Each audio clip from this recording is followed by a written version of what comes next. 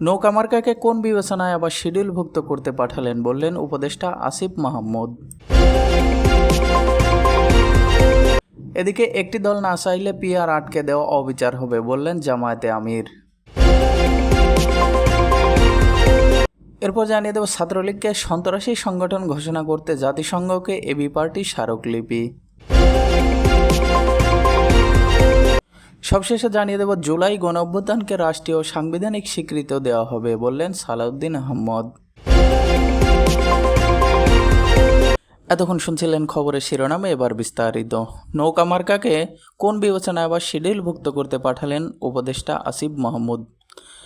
কার্যক্রম নিষিদ্ধ আওয়ামী লীগের প্রতীক নৌকাকে কেন আবার শিডিউলভুক্ত করার উদ্যোগ নেওয়া হয়েছে সে প্রশ্ন নির্বাচন কমিশনের কাছে রেখেছেন স্থানীয় সরকার উপদেষ্টা আসিফ মাহমুদ সজীব ভুইয়া।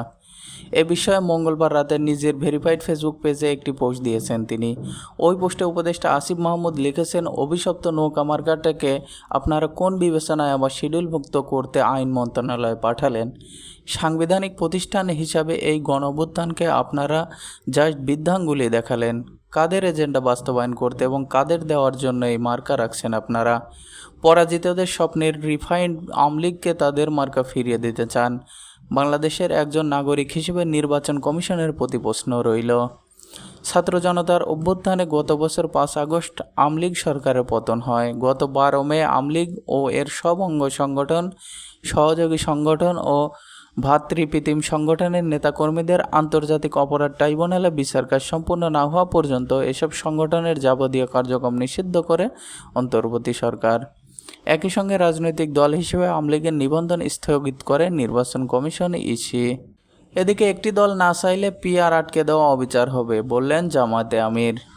বড় একটা দল না চাইলে দ্বিকক্ষ বিশিষ্ট সংসদের উচ্চকক্ষে সংখ্যানুপাতিক পদ্ধতি পিআর আটকে যেতে পারে কিনা সাংবাদিকদের এমন প্রশ্নের জবাবে জামায়াতে ইসলামী নায়েবে আমির সৈয়দ আবদুল্লাহ মুহাম্মদ তাহের বলেছেন, আমরা মনে করি কোনো একটি বা 3টি দল না চাইলে আটকে যাওয়াটা ইনজাস্টিস বা বৈষম্য হবে, কারণ মেজরিটি বেশিরভাগ দল তো সংখ্যানুপাতিক পদ্ধতির পক্ষেই আছে।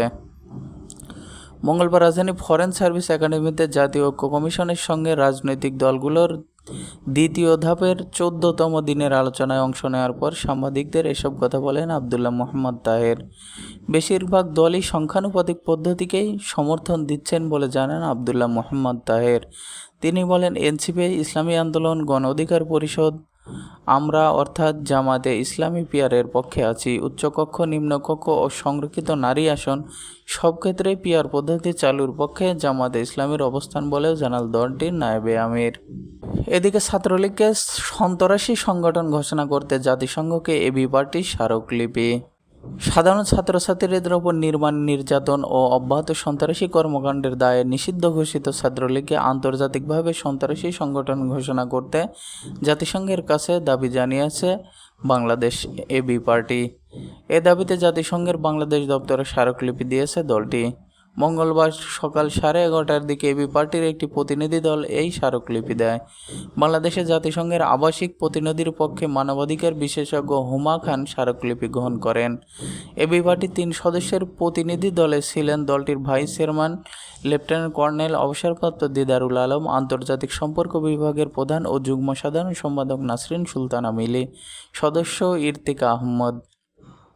স্মারকলিপি প্রদান শেষে নাসরিন সুলতানা বলেন, সারা দেশে ছাত্রলীগের হাতে নারী নির্যাতন, বিশ্ববিদ্যালয়ের হলগুলোতে গেস্ট রুমে অমানবিক জুলুম, আওয়ামী লীগের রাজনৈতিক এজেন্ডা বাস্তবায়নে মাঠে প্যারামেশিয়ার ভূমিকায় অবতীর্ণ হওয়া, বিশেষ করে জুলাই গণঅভ্যুত্থানে সাধারণ ছাত্রছাত্রীদের উপর হামলাসহ সব অপরাধ এক জায়গায় আনলে আন্তর্জাতিক সন্ত্রাসী সংগঠনের সঙ্গে তাদের ব্যাপক মিল পাওয়া যায়। জাতিসংঘের দপ্তরে এসব কিছু তুলে ধরে ছাত্রলীগকে আন্তর্জাতিক সন্ত্রাসী সংগঠন হিসেবে ঘোষণার দাবি জানানো হয়েছে। এবি পার্টির আন্তর্জাতিক সম্পর্ক বিভাগের প্রধান বলেন, এ ধরনের মানবাধিকার লঙ্ঘন করার পরও দেশে বা বিদেশে নিরাপদে বসে ছাত্রলীগের নেতাকর্মীরা দেশের বিরুদ্ধে যাতে ষড়যন্ত্র করতে না পারে আন্তর্জাতিক স্বীকৃতি চাওয়ার এটাই অন্যতম কারণ। নাসরিন সুলতানা আরও বলেন, জাতিসংঘের প্রতিনিধি আমাদের বক্তব্য শুনেছেন, স্মারকলিপি গ্রহণ করেছেন এবং প্রয়োজনীয় পদক্ষেপ গ্রহণ করবেন বলে জানিয়েছেন। যেহেতু বিষয়টি কার্যকর করতে সদস্য দেশগুলোর ভূমিকা রয়েছে, সেগুলো বিবেচনা করতে হবে বলে জানিয়েছেন তারা।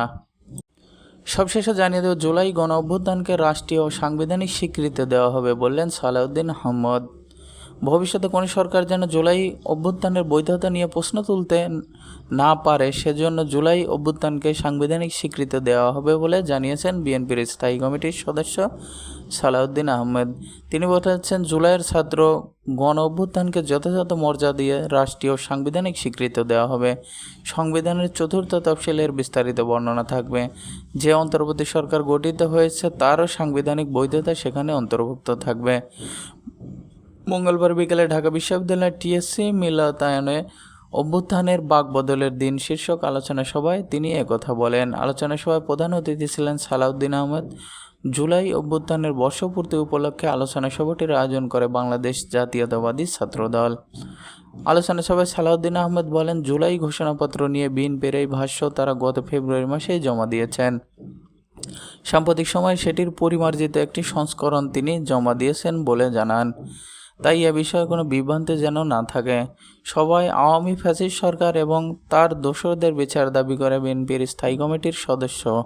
তিনি বলেন, আওয়ামী ফ্যাসিবাদের বিষয়ে সকলকে ঐক্যবদ্ধ থাকতে হবে। রাজনৈতিক দল হিসেবে আওয়ামী লীগের বিচার করতে হবে। ফ্যাসিস্ট হাসিনার মন্ত্রী, এমপি এবং দোসর যারা মানবতা বিরোধী অপরাধে যুক্ত তাদের প্রত্যেককে বিচারের আওতায় আনার দাবি জানান তিনি।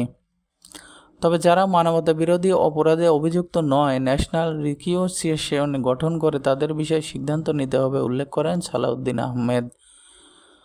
যদি হাজার হাজার লাখ লাখ বিচার করতে হয় তাহলে জাতিকে সব সময় প্রতিশোধ ও বিভক্তির মধ্যে থাকতে হবে। তাই ন্যাশনাল রিকনসিলিয়েশনের মাধ্যমে শান্তি প্রতিষ্ঠা করতে হবে। এ সময় বিভিন্ন স্লোগানের মাধ্যমে যারা গণতান্ত্রিক শক্তিগুলোর মধ্যে ফাটল ধরানোর চেষ্টা করছে তারা ফ্যাসিবাদের আগমনকে স্বাগত জানায় বলে মন্তব্য করেন সালাউদ্দিন আহমদ। ফ্যাসিবাদ বিরোধী ঐক্য অটুট রাখার প্রত্যাশা ব্যক্ত করে তিনি বলেন, তিনি বিশ্বাস করেন এই ঐক্য জাতিকে এগিয়ে নিয়ে যাবে। ছাত্রদল সভাপতি রাকিবুল ইসলাম অনুষ্ঠানে সভাপতিত্ব করেন। আলোচনা সভায় বিশেষ অতিথি ছিলেন বিএনপির ছাত্র বিষয়ক সম্পাদক রকিবুল ইসলাম। আলোচনা সভায় ছাত্র ইউনিয়ন, বিপ্লবী ছাত্র মৈত্রী, বাংলাদেশ ছাত্র অধিকার পরিষদ, বাংলাদেশ গণতান্ত্রিক ছাত্র সংসদ, খেলাফত ছাত্র মজলিস, ইসলামী ছাত্র আন্দোলন বাংলাদেশ, ছাত্র জমিয়ত বাংলাদেশ, সমাজতান্ত্রিক ছাত্র ফ্রন্ট, ছাত্র ফেডারেশন, গণতান্ত্রিক ছাত্র কাউন্সিল আন্দোলন, পাহাড়ি ছাত্র সদস্য, ঢাকা বিশ্ববিদ্যালয়ের ক্রিয়াশীল বিভিন্ন সামাজিক ও সাংস্কৃতিক সংগঠনের নেতা কর্মীরা বক্তব্য দেন। বক্তব্যে তারা বলেন, জুলাইয়ের ঐক্যকে নষ্ট করার অপচেষ্টা করা হচ্ছে। একটি বিশেষ রাজনৈতিক দল জুলাইয়ের অর্জনকে ছিনিয়ে নিতে চাইছে। এ সময় ৭১ এবং ২৪-এর গণহত্যাকারীদের বিচার দাবি করেন বক্তব্যরা। আলোচনা সভাটি সঞ্চালনা করেন ছাত্রদলের সাধারণ সম্পাদক নাসির উদ্দিন।